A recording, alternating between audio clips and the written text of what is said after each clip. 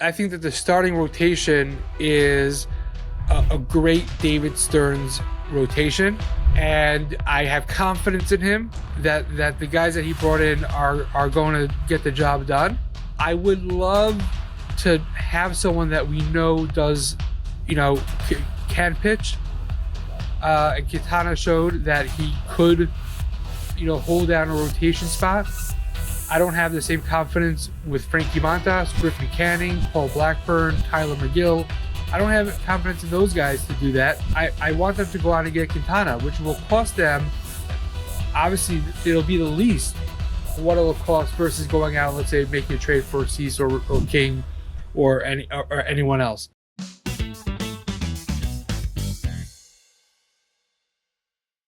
Hello, everybody, and welcome back to the original Mets Guys podcast for episode 13. Would you look at that? A couple weeks ago, a couple episodes ago, you said that most podcasts don't get past episode 7, and we're almost a touchdown away. We are double that right now, and episode 13 is basically what we can expect the beginning of spring training to look like. It's going to be a little bit slow. It's going to be a little bit, we're going to have to get our groove going like a lot of the players in spring training, but we'll get to that soon. But otherwise, this is super exciting. But I do want to comment, we can't go without commenting on your missing beard. Right, here we go. So let me tell you what I think happened. Right, let me tell you what I think happened with the missing beard. Is that I think Azriel had a glimmer of hope that perhaps the other team in New York was going to sign him, and he decided to shave his beard, because what happens is Azriel has an idea of a possibility, and then he kind of goes with it as if it's done already. So he shaved his beard thinking, okay, I'm going to have to shave my beard anyway because I'm going to get a contract with the other team in New York. And then he shaves his beard, and then the next day they come out with this amendment to their facial hair rule, and they can have a beard. So now Azriel just looks like the 14-year-old that he is not, really, but basically. And so let me tell you what really happened, because I would never, ever, ever shave my beard to play for that team, ever. That would never happen. What really happened was I went to trim my beard, and I got influenced in a poor way. They're like, oh, it'll be a good idea, shave the beard off. It'll grow back healthier, that whole junk. And I made a bad decision, and I now instantly regret it. I will say, though, it's coming back pretty quickly. So, right. You guys might only have one episode of Babyface Azriel. Basically, the short of it is Azriel gets an idea in his head, he acts on it, and then realizes, wow, that was a terrible decision. That's the story. That's the story of Azriel's life right there. I mean, you said it perfectly. I get the idea, and I go for it, and then I was, 4 seconds later, I'm like, oh, I shouldn't. That was dumb. You know what? Listen, you guys have all seen it. I'm a little kid now. I look like I belong in, right now, just because of the scrubble, I look like I belong in maybe 11th grade. The scrubble? Did you say the scrubble? Yeah, stubble. The stubble. Hey, babe. Listen, I'm supposed to be in 10th grade right now. I don't know the whole lingo. So, yeah, but because of the stubble, maybe I should be in 10th, 11th grade. But a couple days ago, I looked like I should be reporting to Algebra 2 in 8th grade. But right, that's facts. It's coming back. This is the only episode you will see me without a full beard. So enjoy it. Unless he comes up with another bright idea to shave his beard. Enjoy it. Make fun of me. I deserve it. I made a bad decision. But I want to jump right into spring training. Let's do it. Juan Soto, in his first ever at-bat with a New York Metropolitans jersey on, with that awesome blue and orange, hits a 426 feet, if you want to be exact. He did this with the other team in New York last year. He did it with the better team in New York this year. And holy cow, am I pumped to see this guy opening day. Yeah, listen, you know what? It's good to see the guy that you spent $800 million on, deliver, calm some nerves. The funny thing was, and I never saw this guy before, but I mentioned this to Azriel, and he said, "Oh yeah, this guy does this." This Phillies fan basically reacting to that home run, and he was basically, trashing the Mets for overpaying an average outfielder. And while he was talking, Soto goes Oppo, and it was a great clip.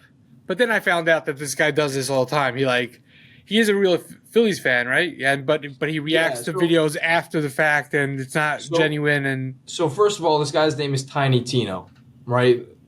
Look him up on TikTok or Instagram, wherever you watch your stuff. I hate this guy with every part of my soul. I do not like him, and I'll tell you why. One, because he's a Philly fan, and I hate all Philly fans, and I hate everything about Philly.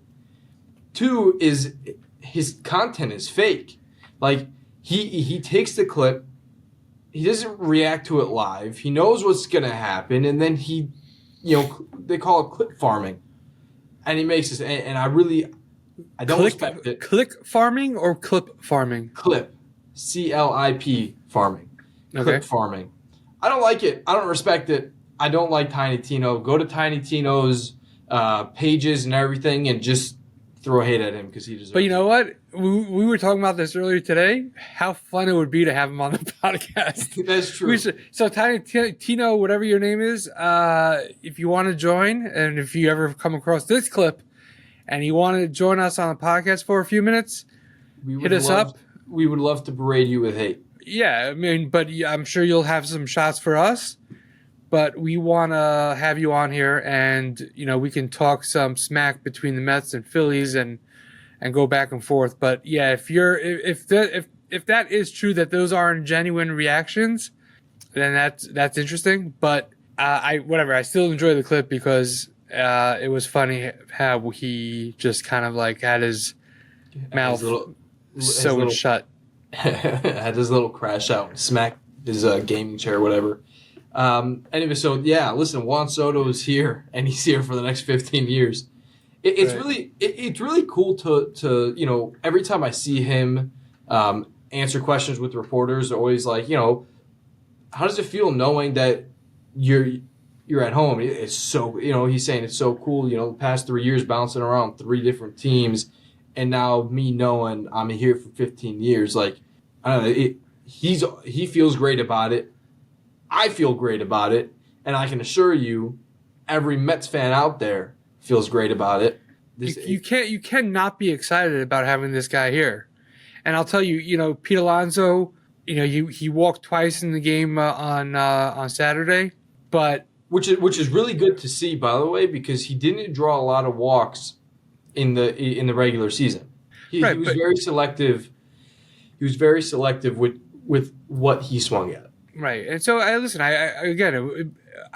just think about the possibility of him not being there, right? And just how terrible that would have been. But in all the interviews that he's done since he's been back, and all the comments that he's been making publicly, he's so happy to be here, and this is probably going to be his last year. Let's call a spade a spade. This will probably be his last year here on the Mets.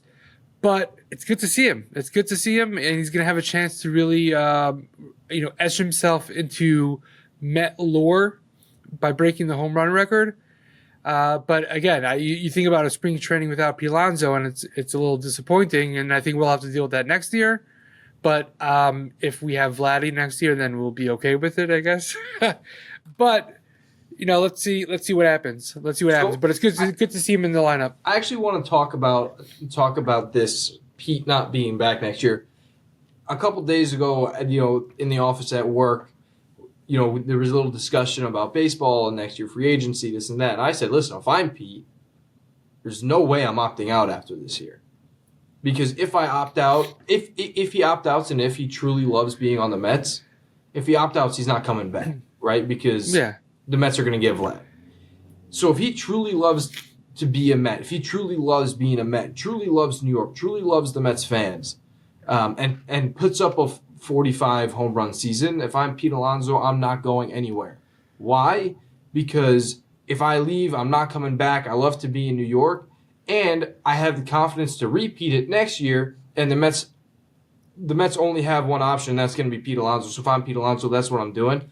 Yeah, however, I disagree with you. I disagree with you on that, because if he goes off this year and hits 45 home runs, and he's looking for security and he's looking for a long-term contract, he's not. He's going to opt out, and he's not going to get that deal with the Mets.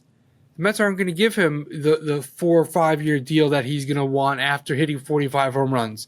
He's going to want that type of security. So he's going to test the market again, and if he goes for 45 home runs and has an OPS of over 850, there's going to be a team out there that's going to want him. Maybe it's going to be the Blue Jays who need to fill that slot because Vladdy's gone. But that's why I think the only way he's back is if he has a terrible year. And in which case, the Mets are still going to go after Vladdy and have either Pete DH or just have him there as an extra bat when they need him, a JD Martinez type player. You're not going to bench a $25 million player. That's not going to happen. But my next point is I watched a little press conference with Steve Cohn. And Steve said you can't have too many long-term guys on your roster because, you lose your flexibility. So that also, makes me question, are the Mets really going to go after Vlad? Is that a real possibility? Because if the Mets don't want too many long-term players, and we already have 3 long-term players in Brandon Nimmo, Francisco Lindor, and Juan Soto, right? Brandon Nimmo just got extended. He's got 6 years left of his 8-year contract. Does he have 6? Does he have that long? Yeah, he re-signed 2 years ago. This is his 3rd year after that. So, and then you have Francisco Lindor, who's got maybe 6 years left. Also, I think he also got an 8-year extension. I'm gonna look up those contracts. Yeah, correct me if I'm wrong. And then you have Juan Soto, who's potentially here for 15 years, and at least 5. He's here for at least 5, potentially 15. So, are the Mets really going to want to go after another long-term contract? It's very possible, but at the same time, I think David Stearns and Steve Cohn are both on that. We don't want so many long-term contract guys. So maybe it's worth sticking with Pete and giving him a 4-year deal, because it makes me question: are the Mets really going to go after Vlad after hearing what Steve Cohn said? Yes, I'll tell you. I think Vlad is a pipe dream. No, and in all honesty, I know that there's a lot of excitement and it makes for great talk to talk about the possibility of having a guy like Vlad come next year. I'm not so optimistic or sold on the idea that he's going to be a Met long term. I don't think it's a foregone conclusion the way I thought Juan Soto was going to be a Met, right? So I don't see that he is for sure an answer. I think it's possible. I think they're going to kick the tires on Vlad Guerrero Jr., but I don't think it's a foregone conclusion. And you're right. It depends on what does Ryan Clifford look like at the end of this year. What are the other things that are happening? Does Pete go on a tear and they give him a 3-year deal, a 4-year deal? So I think that we're gonna have to see what is we're gonna have to see what happens at the end of this year. But I don't think you're right. I don't think it's a foregone conclusion that the Mets are going to go in heavy on Vlad Guerrero. And let me just tell you, by the way. Yeah, go ahead. Okay, Francisco Lindor will be a free agent after the 2032 season, so he's got another 7 years, or in the 2032 year, so 6-7 years. 2031. So he's got 6 years left, which is what I And said. Brandon Nimmo has about 5 years left. Okay, those are still too Yeah, long. they're long. Those Yeah, are long contracts. I think it's a better possibility or a higher possibility that Pete Alonso goes on a tear and comes back, rather than Pete going on a tear and Vlad coming over. And I want to add to what I said before in this press conference. Steve Cohen said that he really doesn't want to blow over his budget again. right. You go after a guy like Vlad Guerrero Jr., you're going to blow over your budget. That's just going to happen.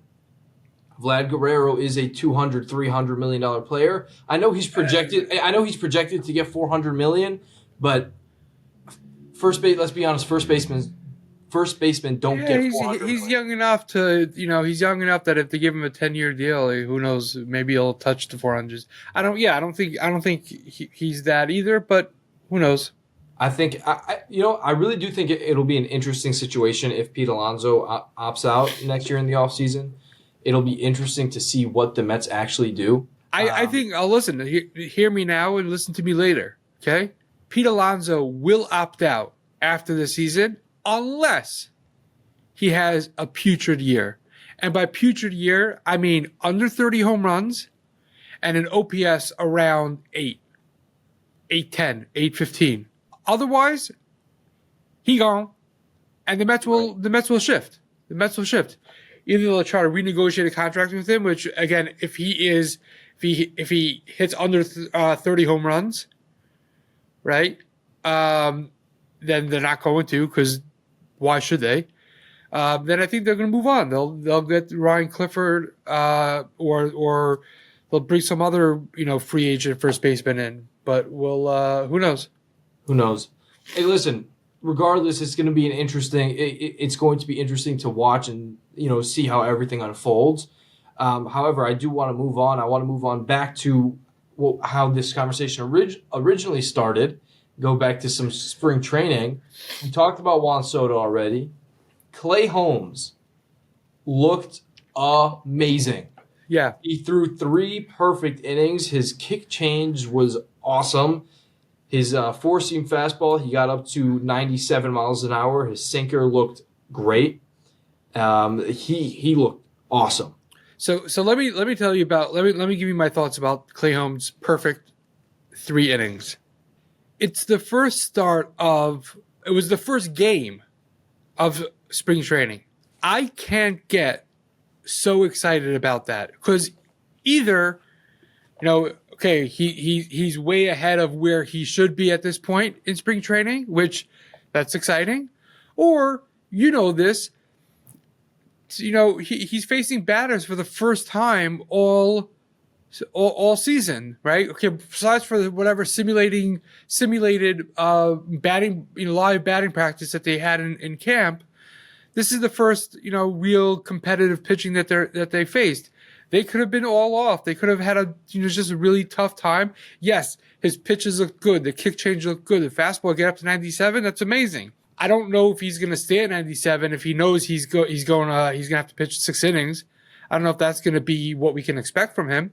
It's a positive though. He didn't get lit up. He didn't look terrible. He had control. All those stuff is great.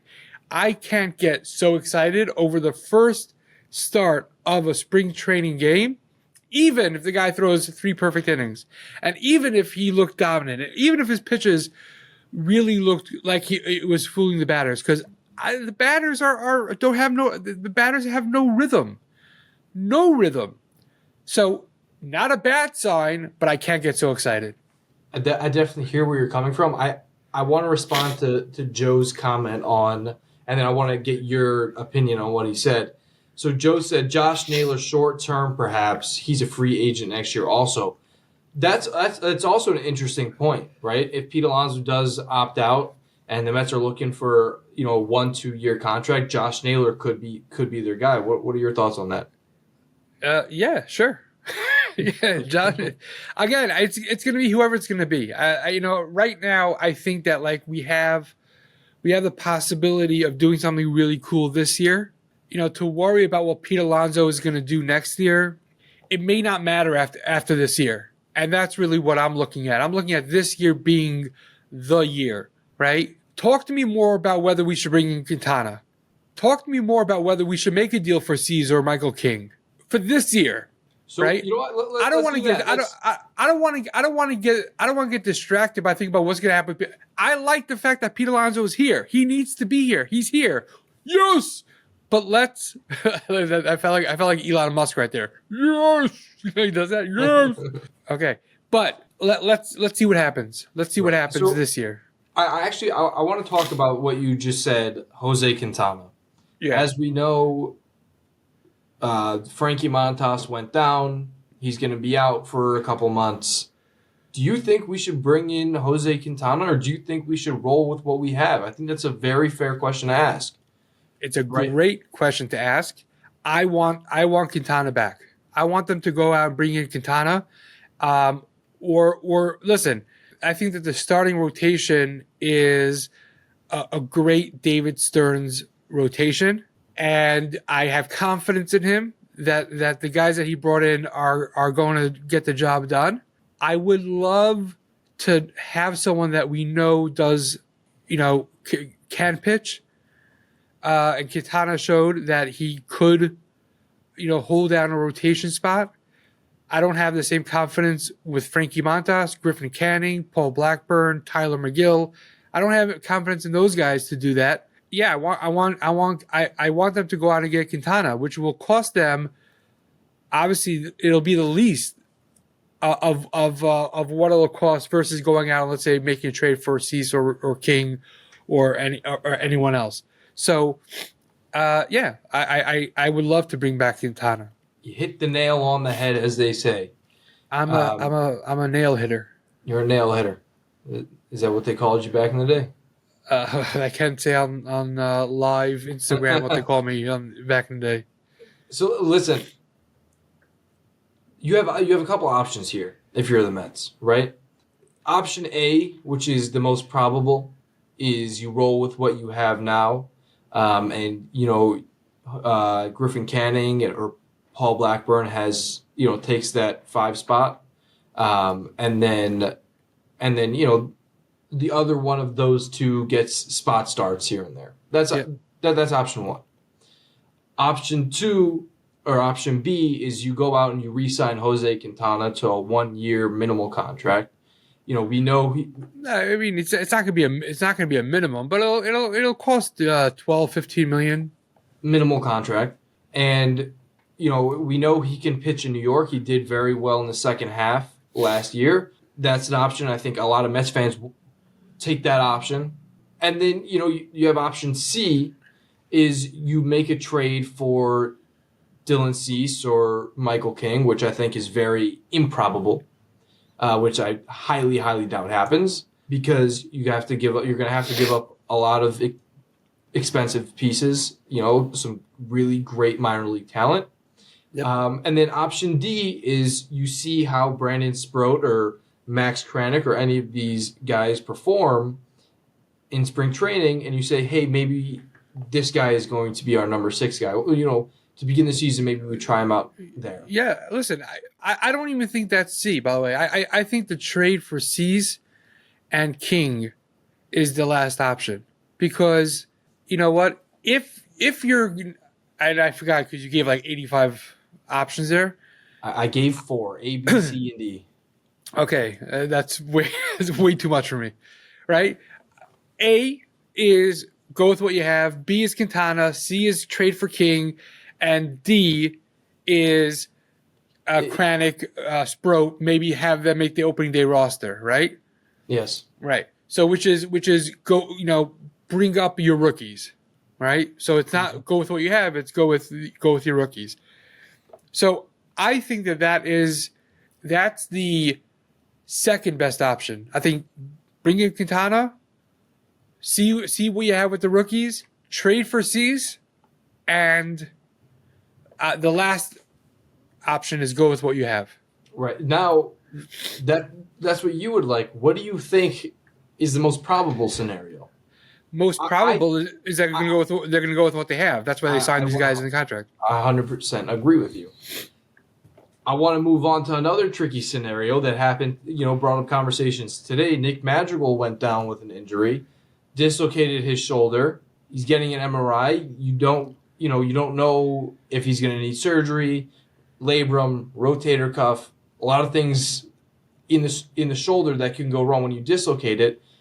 Is there now room to bring back Jose Iglesias? As much as he's a fan favorite, and as much as it would be a nice story for him to come back, if Nick Madrigal is going to need a lengthy time to recover, I don't want to do that. I don't want to do that. I wanna give the opportunities to Luis Angel Acuna. I want to give I want to give the chance to Brett Beatty. I want to give the chance to Ronnie Mauricio. I think that we have the young guys in house that are already on the 40-man roster. They're already on the that already have some major league experience, but we got to see what they're all about. And I think that it opens the door. I was never a big fan of the Nick Madrigal signing. I don't think anybody was a big sign of Nick Madrigal signing, because that meant that they're not going to bring back Jose Iglesias. Yeah, true that, right? So at the same time, I do think that the Iglesias train has left the station. The OMG, fun last year situation. It's over. I know there was a 7-line Army fan with the Soto MG, sign. That brought me to my next. What I wanted to ask you next. Yes. Is it time to move on from Grimace and OMG? Do you get rid of OMG and keep Grimace, or do we need to find our new magic? There's probably still going on Twitter, but there's a massive debate going on in the Mets community on Twitter or X. The Twitterverse. Debate. Right. So I want to get your opinion, because I say we move on, find our next magic. Don't mooch off of last year, and you got to find your own groove. There's some new guys in here that weren't part of that magic, and you have to find as a new team with new faces and stuff. You got to find your role, and you got to find a new magic. You got to find something else. I want to know what your every year is built off that year. It does, very little carries over. Very little carries over. So, maybe you'll have some Grimace, fun, with it, and maybe he'll come back out and throw out a first pitch. I know he's still got his seat up in the upper deck over there. But the OMG, that's gone. Are they going to play OMG after they hit a home run now? Probably not. Right? Probably not. It would be weird if Iglesias is playing on the Rays and the Mets are playing OMG. Really, you know what would be really funny?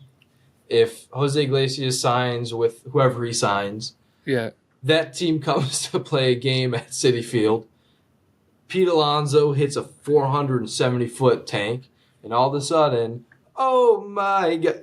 I would be right. Wait, guys are going to hit home runs and they're going to go like this. It's not. It's over. It's over. The train has left the station. Move on. Figure out what's going to be the rallying cry for this year. Find the things throughout the course of the season that create the story for this year. But you're not gonna find it. I want to go back. I want to go back to the very, very beginning of this episode when you said Azriel gets ideas and runs with it. I got the OMG sign tattooed on my leg. Yeah, and another brilliant move. You know what's really funny? And what did I tell you? What did I tell you when he got it? He's not coming. No, but you know what's really funny is that while I was getting tattooed, I was like, he's not coming back. Like, what am I doing? But listen, I don't regret it so much just because of the magic of that year. But I find it really funny that we were talking about it earlier in the episode, how I get an idea and I run with it, and I don't think about I don't think about the future. But it's possible, or very probable, that in 15, 20 years, my kid's going to ask me, what's the the 2024 Mets, and start reminiscing. Yeah, or you'd be like, "What's that? Oh, what was that again?" Actually, it's one of the two. It's like, oh, so I think it was something with the Knicks. That could have been the Knicks that year. I don't remember. It was It's funny that we were talking about that at the beginning of the episode. Yeah. So, but yeah, I think that to answer the question, I think if Nick Madrigal is gonna be out for an extended period of time, then they're going to go with their younger guys. They're going to have to go with the guys that we need to see, which takes us into how great Brett Beatty is looking. Oh my God! Right, Brett Beatty is looking. Did you see him play? But did you watch the baseball he played today? I saw the hit that he had. Right. Oh, did he play the field? I don't even know. Did he play the field today? I think. I don't know. Yeah. I'm not going to say anything because I don't want to be wrong, but it's very possible that he did. But I mean, he looked good. His bat looked good. He hit a rocket. He hit a piss missile of a double, which is very exciting to see. And Max Kranick looked great today also. Brett Beatty DH. Brett Beatty DH. He didn't play the field. Fair enough. Well, I don't care. Yeah, two for three with that beautiful double. I mean, that looked amazing. That was really pretty. I wonder if the pressure of him having to be that star is gone because of what Mark Vientos does. I wonder if that kind of frees him up, and he can be the player that we always expected him to be now that, because I feel like he always had that pressure on him that we all expected him to be a superstar, right? We expected him to be the next DW5. I wonder if that pressure has been lifted because Mark Vientos took that spot last year. And now I wonder and hope, can he form into that player, that we all thought we had when we drafted him? So, and seeing him hit a roaring double today, man, it felt good to see.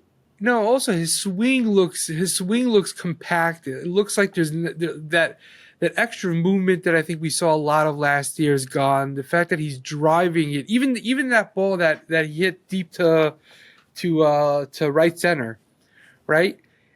It was a line drive that like I said, it was a fly ball, but it was a line drive, if you know what I'm talking about, right? It had zip on the off the bat. It wasn't going to leave the yard, and but it wasn't going to get played. It wasn't going to get played, and I think we saw that swing a lot throughout spring training, right? We saw him kind of just keep things tight, keep himself back, and just kind of like lay into it. And his swing, I'm telling you, his swing looks so much better now than it did last year. And I quite honestly, I love the way number 7 looks on him. Really? Because I was about to say, seeing number 7 on him is weird. I don't know, but to me, it's a weird look. I haven't seen number 7 on anybody in a really long time that was on the Mets. It looks weird to me. But it looks weird, but if anyone's going to wear it, I think he's pulling it off nicely. If it brings him success, he can have it, and I'm not going to complain. However, seeing the Mets play in these new road alternate jerseys has just made me fall in love with them more and more. I really, really love them.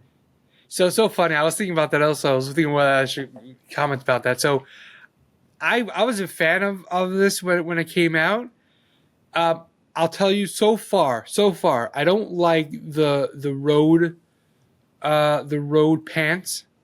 Right? We haven't seen the top on the road. I'm not digging the road pants with the new piping on it.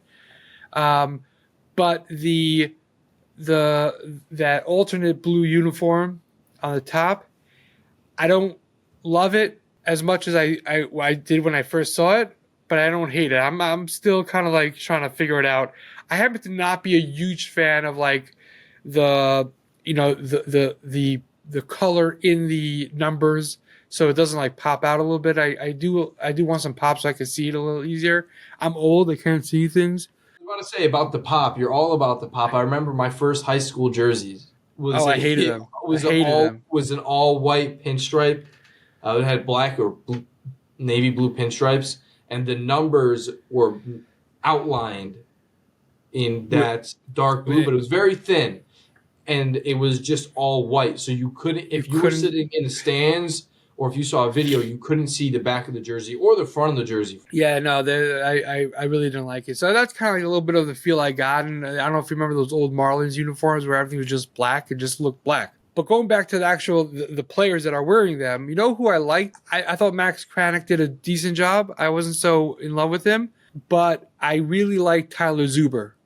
The way he pitched today really looked good. And I think he's just been putting together a nice spring in general. Let me tell you something about Tyler Zuber, by the way. Yeah. Tyler Zuber likes and reposts my stuff on Twitter. Get him on here. What are you doing? Should I DM him? I think he also follows me on Twitter. All right. Well, let's work on that. Let's get Tyler Zuber on here. That'd be fun. But I know. I'm on a Mets chat on WhatsApp, and do you remember in the postseason I had to change one of those guys' names on that chat to Negative Nelly? Yeah. So he is the president of the Tyler Zuber fan club. Oh yeah. So him and Tyler Zuber also have these funny back-to-backs on Twitter, but that's just some random information. Random information. Thank you for sharing. You're welcome. But yeah, no. So I really liked I really like what I'm seeing from him over spring training, and the game that he had today against the Marlins really looked good. I think he had like 3 strikeouts in 1 2/3 innings, something along those lines. He wasn't perfect like Clay Holmes, but I don't really care about that. Let me see what he did. Yeah, 1 2/3 inning, he gave up a hit. Oh, he gave up 3 walks. Okay, I still think he looked good. You know who I want to talk about? I want to talk about Nick Morbiato. Okay, let's go. Vito. I don't know how to pronounce his last name. I have a funny story about him. Me and my best friend, we have a very, very long, since MLB The Show 24 came out, we have a franchise on there where we created the jerseys. You hate his jerseys, but we have had Nick Morbiato on both of our teams at one point. We had no idea who he was. We didn't know he was a real player. And his name, we called him Nick Morbidly Obese. Just because it rolled off the tongue, whatever. At the end of the year, I saw Nick Morbiato wins a Player of the Year for the Brooklyn Cyclones. And I was like, oh, would you look at that? So, first of all, he's fast as hell. He's very, very fast. He had a infield single in today's game, and then on the first pitch of the next at-bat, he stole second. Very fast. He's got a phenomenal glove. He's not a power hitter, but he's a very good contact hitter. He is a guy to watch this offseason, this spring. He's young. He's not going to be in the big leagues this year, probably not next year. Right, I was about to say or next.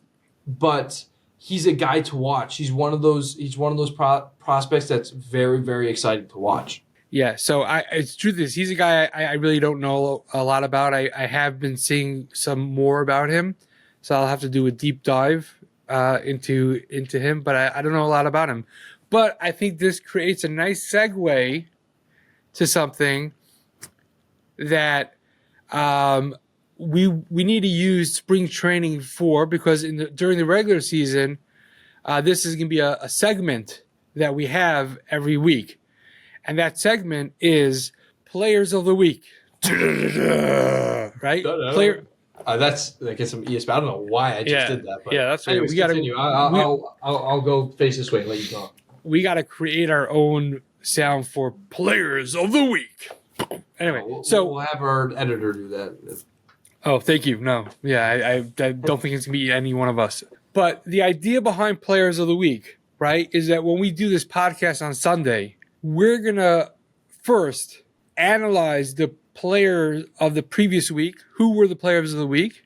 Every week, we're going to pick who we think is going to be the players of the week. We're going to do a position player, and we're going to do a pitcher.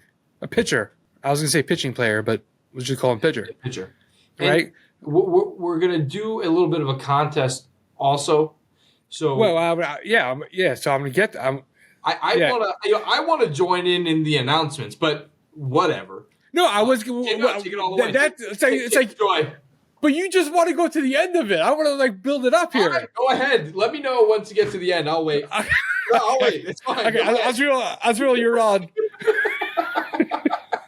Go take a nap.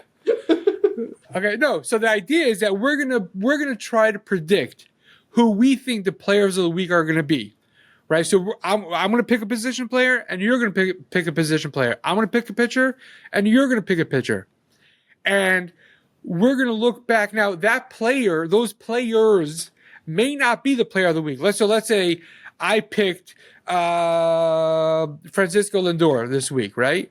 And you picked Nick Morbiado because you're in love with him. Whatever. I'm not judging. I'm just saying, right? So neither one of those guys were the player of the week this week because we can give it to Brett Beatty. We can give it to Juan Soto. That was a player of the week. But which one of our guys did better? Right? So you pick Clay Holmes and I pick Tyler Zuber. You can give it to you. Okay, Clay Holmes got it. So what's going to happen is we're going to pick our players, like you said, and after the week on the following episode, we're going to talk about who performed better, who did better, and we're going to keep a scoreboard.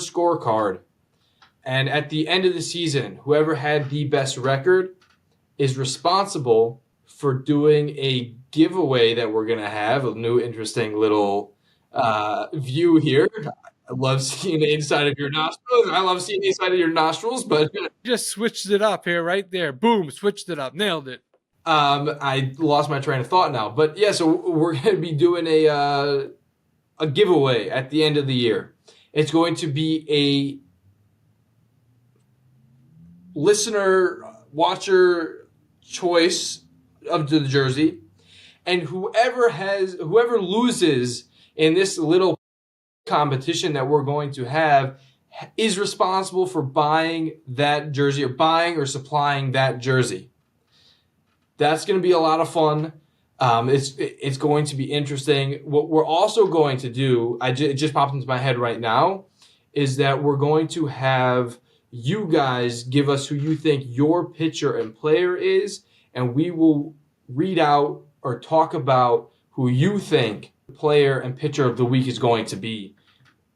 It's going to be fun competition. It's going to be fun. It's going to be something to look forward to each week. I agree with you. I think that we are going to look forward to it.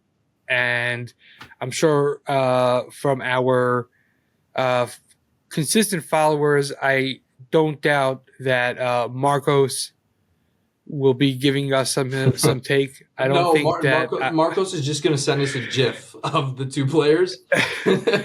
Right. And or probably give us a guy like he'll take the underdog every week. You know, the guy who's probably not going to get any playing time.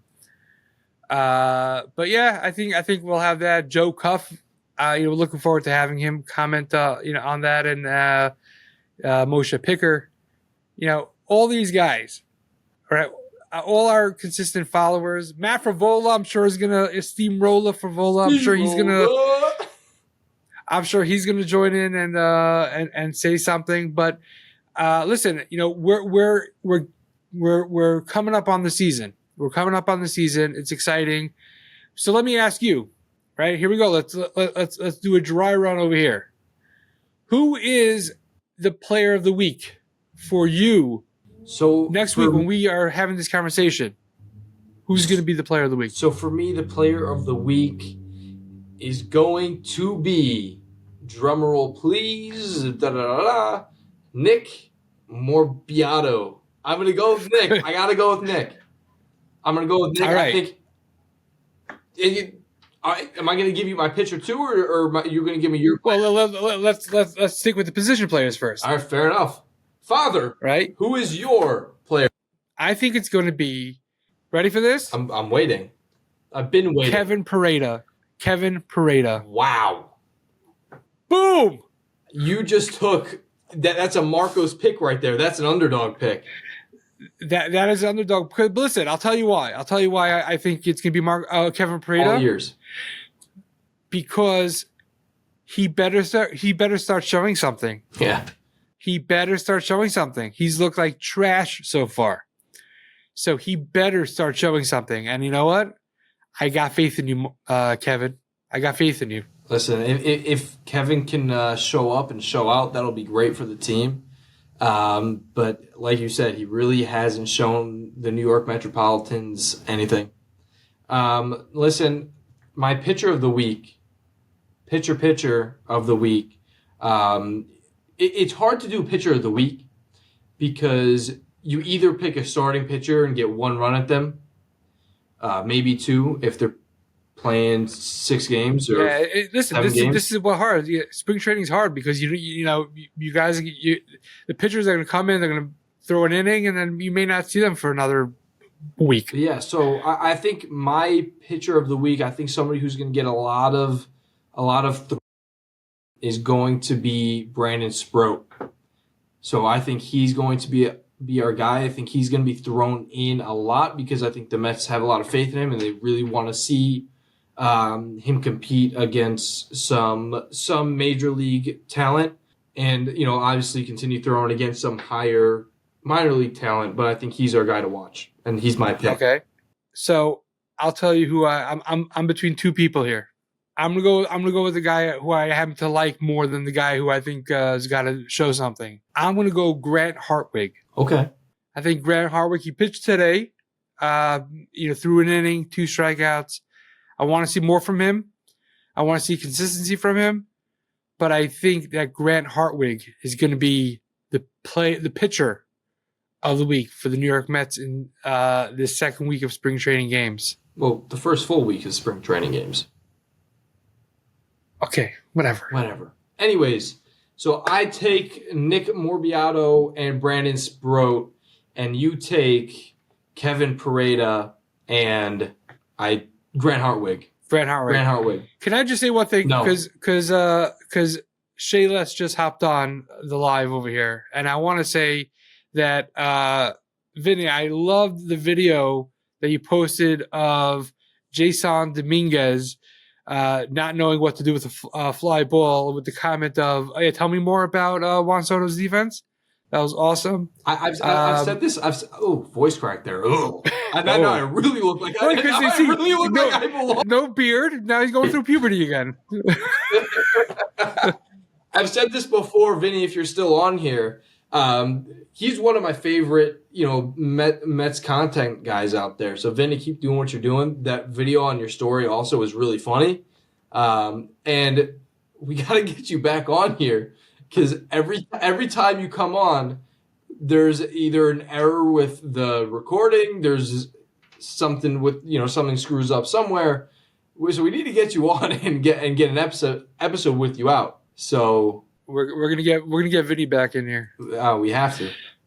All right, but I think that brings us to the end of this episode 13. Episode 13. Listen, we're almost 2 touchdowns. We've almost recorded 2 touchdowns. All we need is the extra point. All we need is the extra point. This is fun. I'm so stoked for this for 2025 and for this season. And even watching spring training it brings me so much joy and excitement that baseball is back. We're gonna have so much fun with the podcast. But that brings us to the end of episode 13.